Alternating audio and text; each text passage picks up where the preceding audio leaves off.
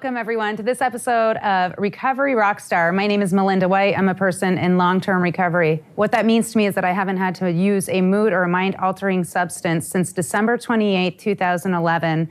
Every single day that I'm able to wake up in my right mind is a blessing, and I continue to thank those who went before me to show me the way to not only being a person in recovery, but being able to help others that are looking for their path. I want to highlight just quickly the community addiction workshops that Dr. Hawk and I spoke about at the last month's episode of Recovery Rockstar. Those are coming up February 18th. Greatly encourage people to check out the website, www.drhawkworkshops.com. These are going to be an amazing opportunity for community members to get education on what addiction is, and more than anything, for people to get an opportunity to learn how they can help. Whether you're a family member or somebody struggling, this is a place for you. I hope we have an amazing attendance over the series of the 10 workshops. I encourage anybody to reach out to me in the meantime if you have questions, and we'll get you connected. So now that that stuff is out, I want to welcome this month's guest, Vince, who is not only a person in recovery that I get to highlight and interview, but a fellow musician. So first I'm going to say, yeah, Vince, thank you for coming on the show. I'm extremely excited because I guess I feel like I discovered you many months ago at an event where I saw you pick up a guitar and start playing, and you're a person in recovery, and that's how we got connected. So there's that added layer of not only talking to a fellow in recovery, but a fellow musician. So welcome to the show. Thank you. So one thing that I'd like to do, which is different than most episodes that I usually do, is I'd love for you to play a song for our guests so they can connect with you the way that I connect with you in hearing your music, and then we'll chat a little bit about your story. I think that'd be great. Mind you, I might be a little nervous. Nerves are good. That brings the passion come out. So we'll have you listen to Vince play a beautiful song.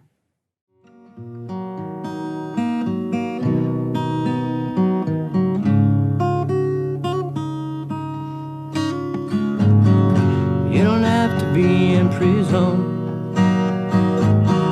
to be doing hard time. The only bars that hold you are the ones in your mind.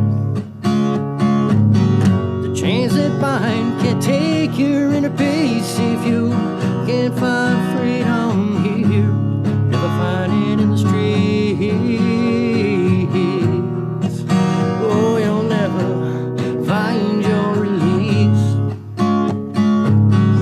How sad that life and growth are based upon tears. To gain a simple understanding knowledge gained through the years, to learn the value of experience. Yes, it's true until wisdom is attained. Oh, until wisdom is attained. For only then will you find joy even in the presence of pain. Only then will you find love when you're so dedicated to pain. You don't have to be in prison to be doing hard time. The only bars that hold you are the ones in your mind. Chains that bind can't take your inner peace if you can't find freedom here. Never find it in the streets. Oh, you'll never find your dream. Took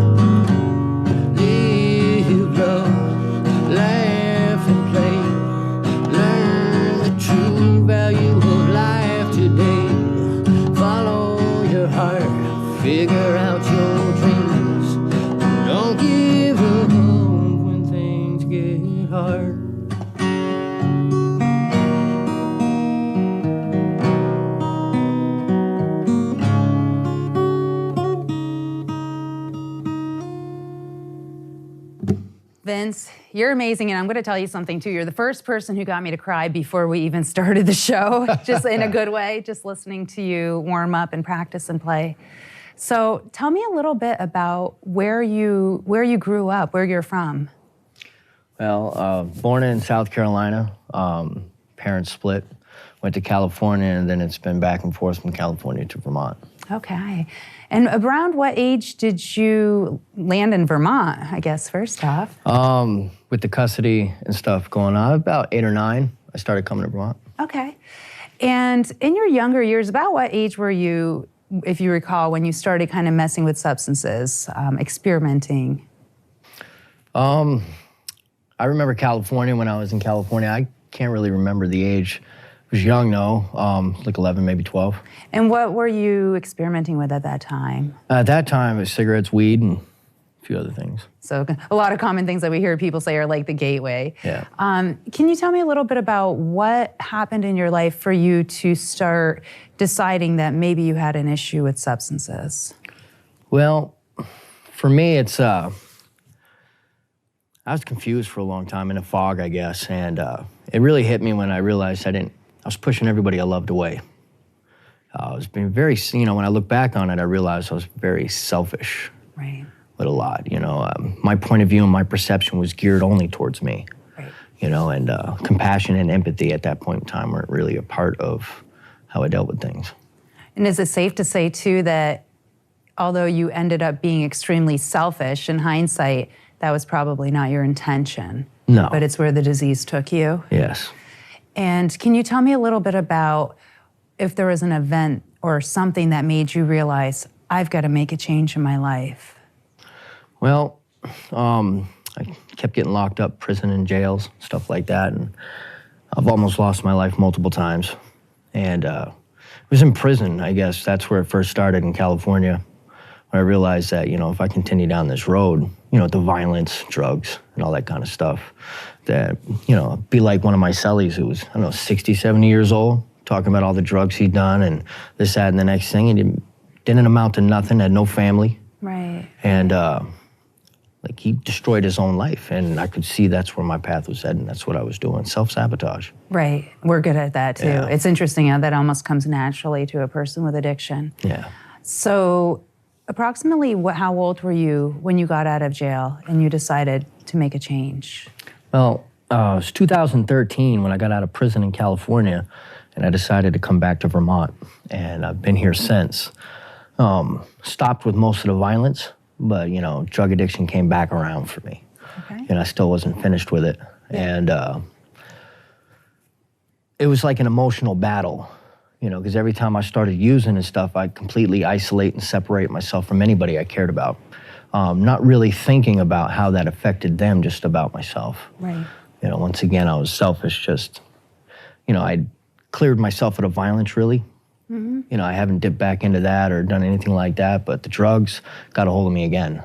Right. And it's been an up and down struggle. Doesn't take long either, does it? No. Some of the pivotal points in my life were I found out a little over a year ago that I have a 9-year-old daughter in California.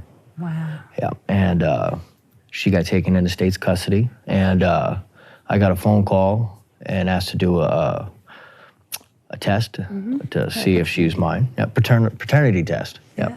And that's when my life really took change. Wow. That's when things really cleared up for me. So you learned that you have a daughter. Yes. How does that make you feel? I couldn't even begin to describe the emotions that coursing through me. So is it safe to say that while there's lots of different reasons that you've seen why you want to be somebody who commits to your recovery, that your daughter's kind of that straw that broke the camel's back? She is, but it's the straw that made me realize, take a really good look in the mirror. Right. How could I truly love her or be there for her if I couldn't love myself? Right. And that's the key to when I truly started my recovery. Because I've been in recovery, different times, but self-love and self-care were never really a part of that, impulsiveness and caring too much about what other people think, too invested out here instead of in here. Right. And I realized that stuff internally really needed to change. Today I strive to be the kind of man that I want my daughter to meet when she gets older. Right. My integrity, how I carry myself, what I do when people aren't looking. Right. It's really important to me. And I love myself today and focus on, self-care, making sure, I've shedded my ignorance and immaturity for the maturity to become reacquainted with my responsibilities in life. Not only for myself, but for those I care about as well.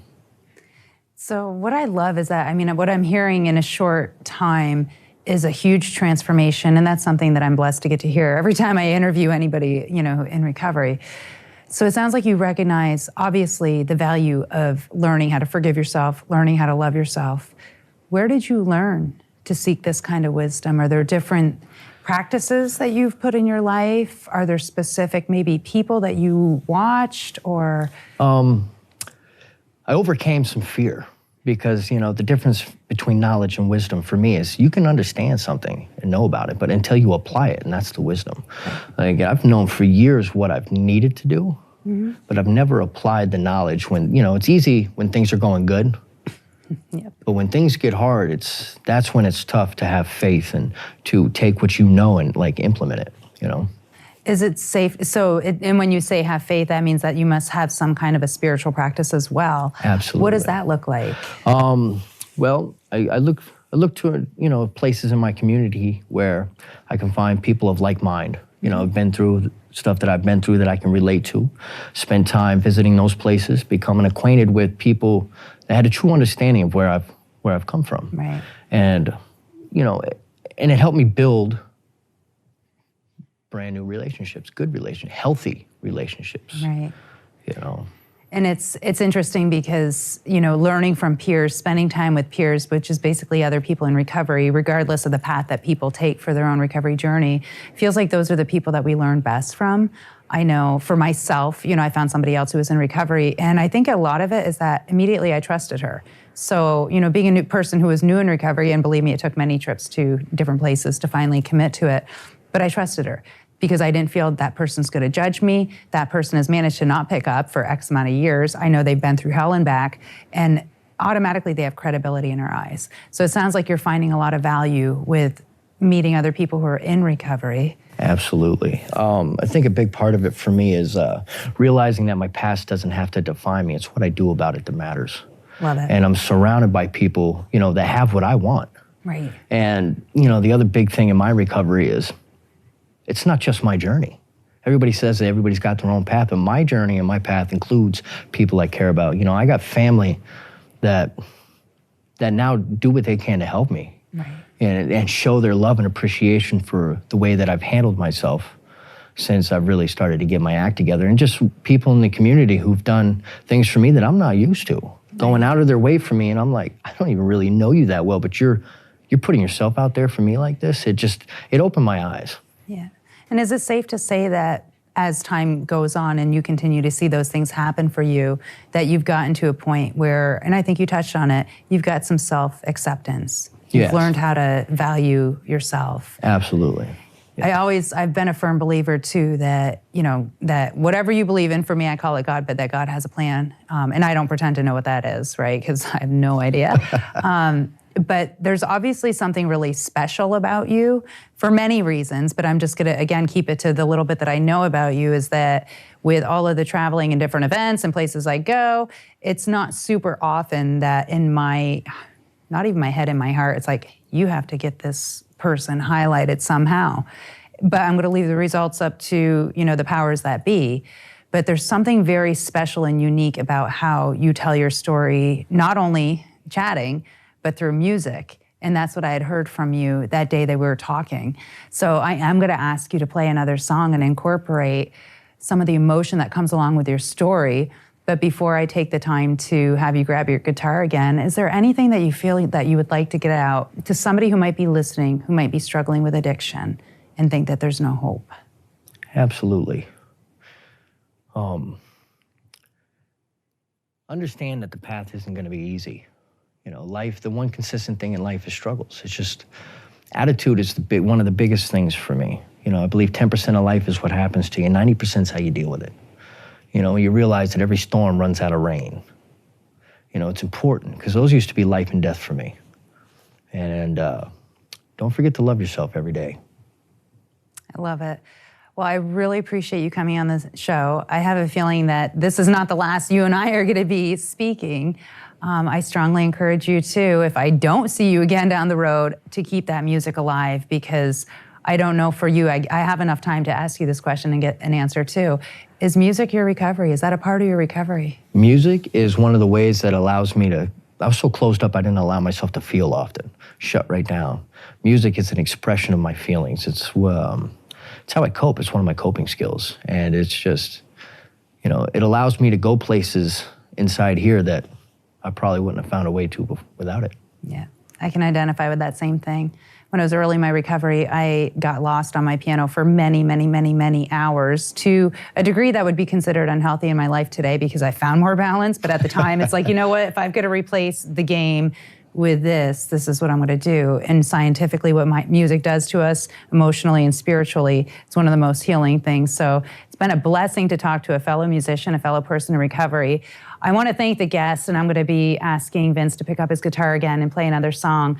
I'm also going to encourage you, again, to look up the Community Addiction website, to just continue to support people that you know that are struggling with addiction. Make those connections. There's so many resources in our community, and no matter how dark it might look for an individual, there's always hope, there's always light, and this is just another example of a miracle that happened in Vince's life, being a person in recovery and sharing the gift of music. So I thank you all for watching. We'll see you next time on Recovery Rockstar.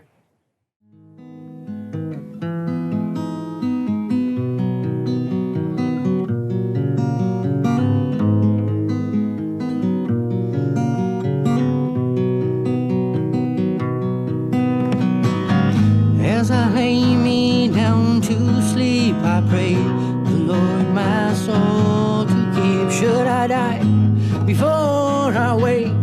Oh, I pray the Lord my soul to take. Please, Lord, please don't leave me. Well, through the trials, tribulations that define my life, I'm tired of all this pain and strife. Sick and tired of living this struggle each and every single day. Oh, I'm tired of always falling down. Well, I felt like I was lost in this fog. I couldn't see, couldn't find the light. No, no, couldn't find a way to be free. Couldn't find myself, could not be me. And I was falling down. Well, in the mirror I saw all this pain, all this shame. It just crowded my brain. And I could not understand why I couldn't change my life, be a simple man, living life by a simple plan. Well, I took the ones I loved, pushed them away, didn't care, no, I loved the pain. And I found myself lost, oh lost from everything. And what was the cost? What did I give up? Well, I couldn't understand the value of love. Couldn't love myself, couldn't lift myself up. My self-esteem, my confidence fell down until I gave up. Well, God gave me purpose, gave me a life, gave me something that changed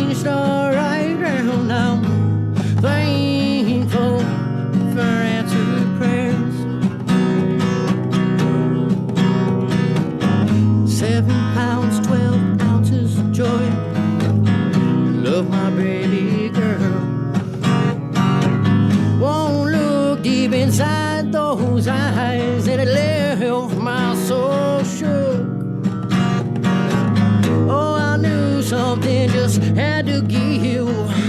Oh, I had to change.